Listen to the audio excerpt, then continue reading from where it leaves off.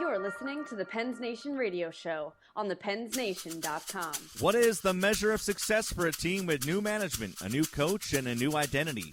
Do the Pens have time to be patient with that process, or is the window to win fading fast? These are all questions we have for Josh Yohe, and yes, we're going to dig into that Jordan Staal story right here on the PensNation Radio Show at thepensnation.com.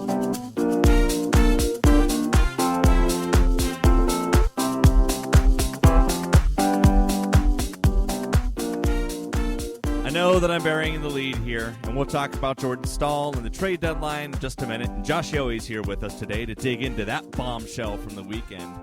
But I think it's important for us to talk about context right away here.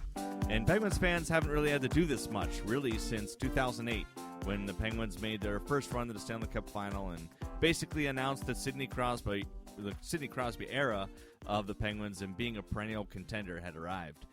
Since then, every season we've gone into October thinking about what's it going to take for the Penguins to win the Stanley Cup in June, and that was the measure of success for those teams. After the Penguins' playoff exit last season, we witnessed the greatest challenge to that way of thinking since Game 6 at the Igloo in 2008. The general manager fired, head coach fired, a scathing assessment from team ownership on the character of the team, something that they vowed to overhaul under the new management.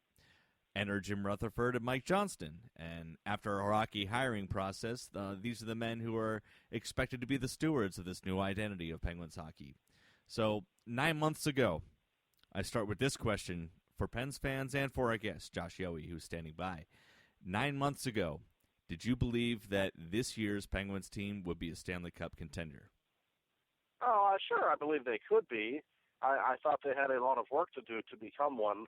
I felt like the roster had become somewhat hollow, certainly lacking in depth by the end of last season. I never felt like last season's team was really a Stanley Cup team, and I think Jim's done some really good things, but do I feel like they're a Stanley Cup team at this very moment? No, not really. I think they're kind of the dark horse in the Eastern Conference right now. Could they make some deals before the deadline to make themselves better? Absolutely they could. And I think they probably will at least try. I know they'll try. Could they be a Stanley Cup team? Of course they could. They're in the tournament, and the Eastern Conference, to me, is absolutely as wide open as it has been really in Crosby's career. So they have a chance, yes, but I look at them more of a dark horse. I look at the Islanders. I think they have a better roster right now. I think the Rangers are certainly more equipped to win in the postseason. I think Montreal with Carey Price is going to be awfully difficult to beat in a 7-game series. So they better make some additions here before the deadline, I think. And I agree that I think Jim Rutherford made some good moves to improve, especially some of the deficiencies that we saw from last year's team. Because I'll tell you, this time last year and going into the playoffs last year, I didn't believe in that team at all. Like that was not a team that I thought. I thought going into the first round, especially against the Columbus Blue Jackets, who put up a fight and everything, but I think that the Penguins' talent would carry them over that hump, and it did. But beyond that, it didn't really seem like anything was going to come of that. And then when the Penguins went up against the New York Rangers, all of a sudden you start to believe. And that may have been damaging for a lot of people, being up 3-1 in a series, and it really looked good for the Penguins at that point in time. And then we kind of came back down to reality at that point. So Rutherford did some good things in the offseason, I think, to address some of those deficiencies. But I kind of approached this season as year one of a process more than anything else, because I didn't think that there was necessarily the attitude that this was going to be a contending team. Obviously, the organization is going to think that we're going into the season as a contender, but my expectations weren't set there personally. And it's a subject that makes people antsy, I think, because the Penguins are operating sort of within a window, and there's been an urgency to win now for about 8 years in that time. And I don't know. So what do you think of that window, Josh? Where do the Penguins sit in the? Basically, what I'm saying is the Sidney Crosby of Evgeny Malkin window as far as competing, and is it okay to not go into a playoff thinking that this team is going to win the Stanley Cup? Well, I think the fact that there might be a little less pressure on them this season could be a good thing. I don't think, in the last few years, almost every year when they would go into the playoffs, they were probably the favorite to come out of the East 3 or 4 of those years anyway, and they could never do it. And they didn't handle the pressure well. So they have that going for them. And I agree with a lot of what you said about last season's team. That team really wasn't any good. They got a pretty fortunate draw and one game away from getting to the conference final, but you never felt they were a serious Stanley Cup threat. I don't have any feel for this team at all. There's so many new pieces. There have been so many injuries. Certainly not having Mata and Dupuis is a big deal. They miss those two guys an awful lot. And just when I look at this, the same old story. Everyone talks about the third and fourth lines not being good enough and the blue line maybe being a man short, and I agree with all those things. But the single biggest problem for the Penguins right now is their two best players. They're not producing at the level we've seen. Not even, in Crosby's case, not even close. And that's an issue because this team is still built to have those two guys dominate. And if they're not going to do it, it's going to be a very short playoff run in Pittsburgh this spring. That's just the way it is. And I know people, I find in the social media world, tend to get extraordinarily touchy when you criticize Crosby in any way. But I'm sorry, he's not the same player this year. He doesn't even have 20 goals yet. It's almost March. That's not Sidney Crosby. And, I don't know what the problem is. I just watched him in practice today, and, oh, my God, was he flying. I mean, he looked great. And you see that from him most of the time. That it doesn't look like he's lost a step.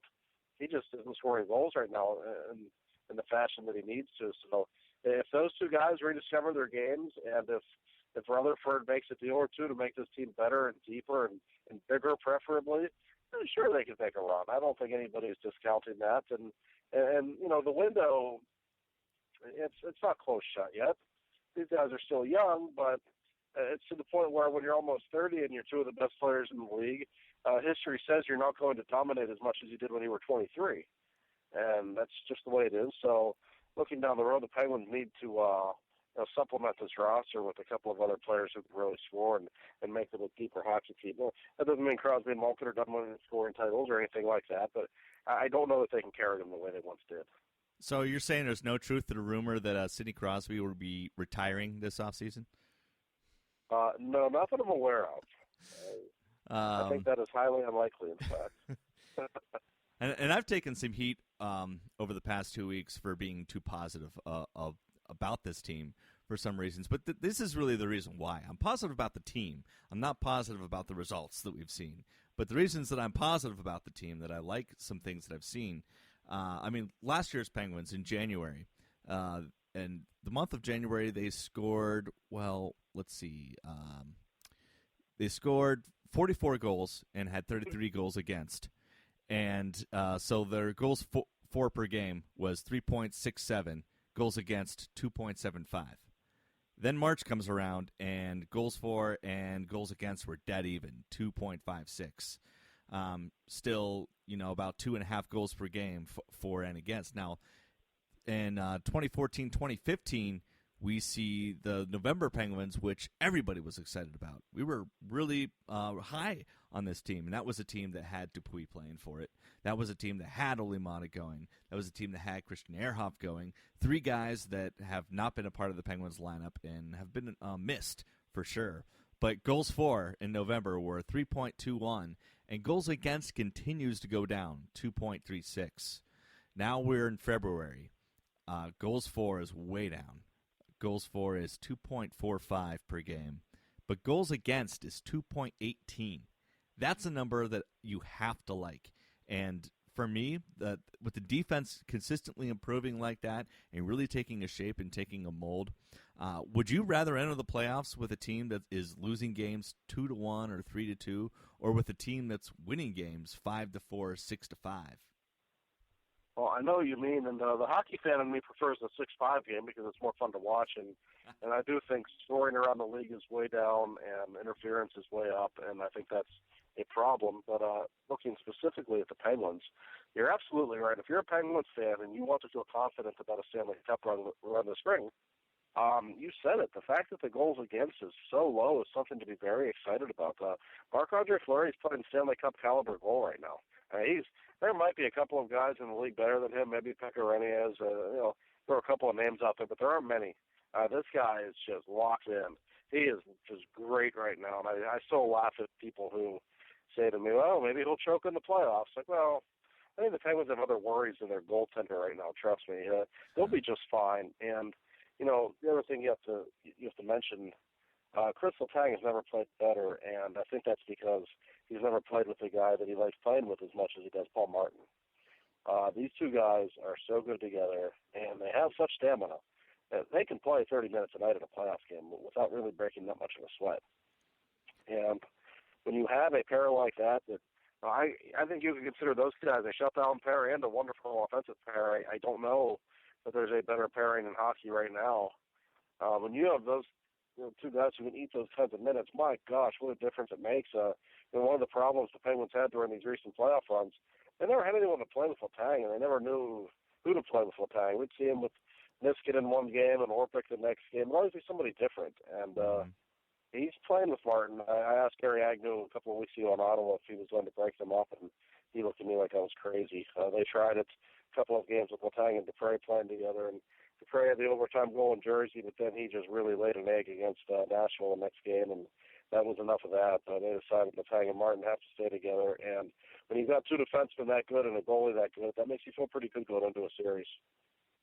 And this is a season that we entered where there was tons of chatter and noise about Paul Martin's future with the Pittsburgh Penguins and how he was going to be a trade chip and all of that. Now we're approaching the week of the trade deadline, and all's quiet on that front. Well, to an extent, to the point now where you have Jim Rutherford saying, I know Jason Mackey covered this really well, there's no way Paul Martin is moving this year. He's an integral part to what the Penguins want to do this season. Yeah, I mean, you really can't trade him. You'd be crazy to at this point. There's only so much value for a guy that's a free agent this summer anyway. I've heard a lot of people say that it's stupid to let Paul Martin go and get nothing in return for him, but I will suggest what you get in return for him is $5 billion to play with in the summer. He's probably not coming back, and that's okay. You have to keep this guy. Now, would it have been a different story if Ole Mata were healthy? Maybe. They wanted to play Mata and Letang together for a portion of time this season to see how they looked.